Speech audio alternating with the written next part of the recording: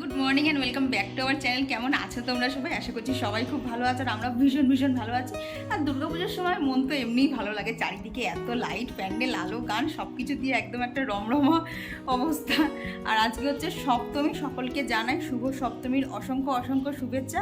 সকলের আজকের দিনটা খুব ভালো কাটুক, সকলের প্রচুর ঠাকুর দেখো, প্রচুর আনন্দ করো, তোমাদের সকলের দিনটা খুব ভালো কাটুক।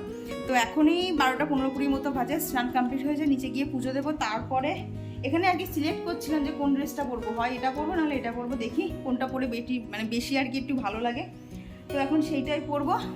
তো চলো তোমরা ব্লগটা দেখতে থাকো। তবে আজকে আমরা বেরোচ্ছি, তো আমি আর কৌশিক বেরোবো না, সাথে আরও অনেকে থাকবে। সো ব্লগটা কিন্তু অনেক ইন্টারেস্টিং হবে। তো তোমরা স্কিপ না করে পুরো ব্লগটা দেখো। আর ভিডিওটা ভালো লাগলে অবশ্যই একটা লাইক করে দিও। তোমাদের করা একটা লাইক আমাকে নেক্সট ভিডিওর জন্য অনেকটা মোটিভেট করে। সো প্লিজ একটা লাইক করে দিও।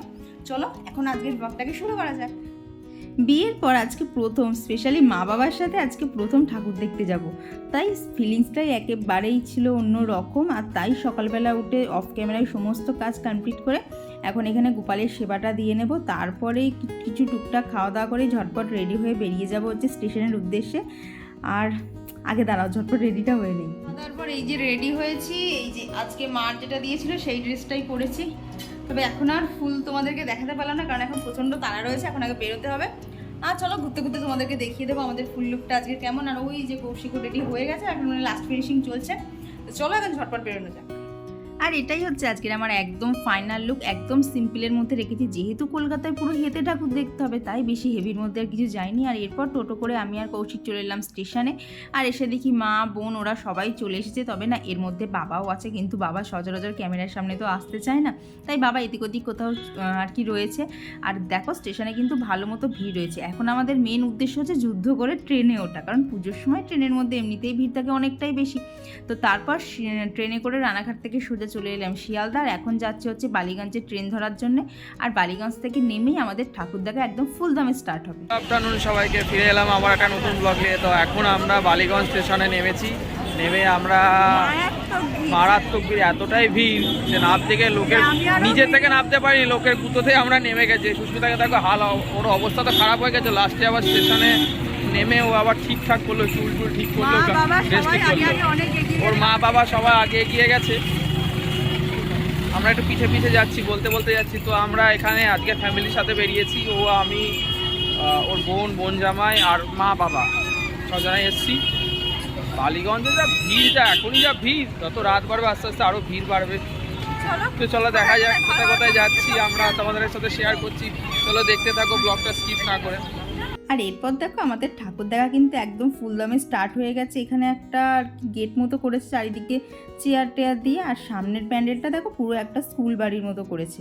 তো দেখতে বেশ ভালোই লাগছিল। আর তবে সব প্যান্ডেলের অ্যাড্রেসগুলো না আমি প্রপারলি বলতে পারবো না, যেহেতু বাবার সাথে ছিল তাই বাবাকে অনুসরণ করেই সব ঠাকুর দেখা হচ্ছে। মাকে বোনকে পাওয়া গেছে, কারণ চারিদিকে সবাই আলাদা হয়ে যাচ্ছি। তো হ্যাপি সপ্তমী সবাইকে। তো এখনো আরো ঠাকুর দেখবো, মাত্র একখানা দেখা কমপ্লিট হয়েছে। এই দেখো মিলে এখন ফটো করছি। আর আজকের ঠাকুর দেখাতে না আমরা প্রায় এদিক ওদিক আলাদা হয়েছিলাম। তার কারণ হচ্ছে বাবা অতটা না ফটো তোলা পছন্দ করে না, আর আমরা টুকটাক ফটো ভিডিও আমি তো সেটা করছি। আর সেই কারণেই না অনেক সময় আলাদা হয়ে যাচ্ছে। আর তারপর এখন আমরা রওনা দিয়েছি বেশ কয়েকটা ঠাকুর দেখার পর দেশপ্রিয় পার্কের দিকে। তো ওদিকে তো দেখলে কীরকম একদম পেশাপেশি ভিড়। তারপরে মাঝখানে আরও একটা ঠাকুর পেয়ে গেলাম, কিন্তু ওই যে একটা ঠাকুরেরও আমি আর কি প্যান্ডেলের অ্যাড্রেস বলতে পারবো না, আর কি নামও বলতে পারবো না, সব কিছুই বাবা জানে। তো সেগুলো আর আমি অত মাথা ঘামাই না।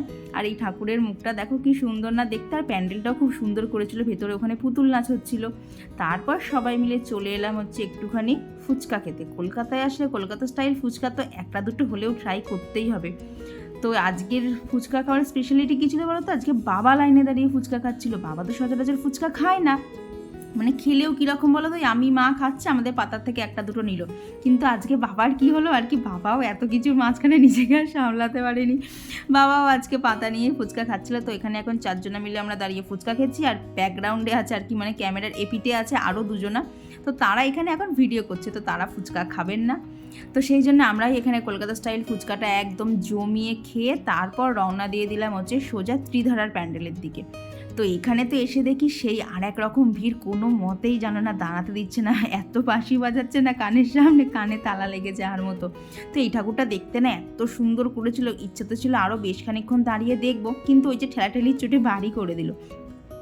আর এইবার দেখছিলাম রাস্তাঘাটে না এইরকম বেশ অনেক জায়গায় এরকম স্টল করে কিষানের থেকে দিচ্ছে এইসব খাবারগুলো, তো সেগুলোই একটুখানি টুকটাক খেয়ে নিলাম। তো এর মাঝখানে যেন বাবাকে আবার হারিয়ে ফেলেছিলাম, তো এই যে অনেকক্ষণ পর ফোন টোন করে তারপর খুঁজে পাওয়া গেছে আর কি, ওইটা আনতে গিয়ে আমরা হারিয়ে গিয়েছিলাম। তো যাই হোক, হারানো হোক বা ভিড় হোক, সব কিছুর মাঝে মা বাবার সাথে ঠাকুর দেখার কিন্তু মজাটাই একেবারেই অন্যরকম থাকে।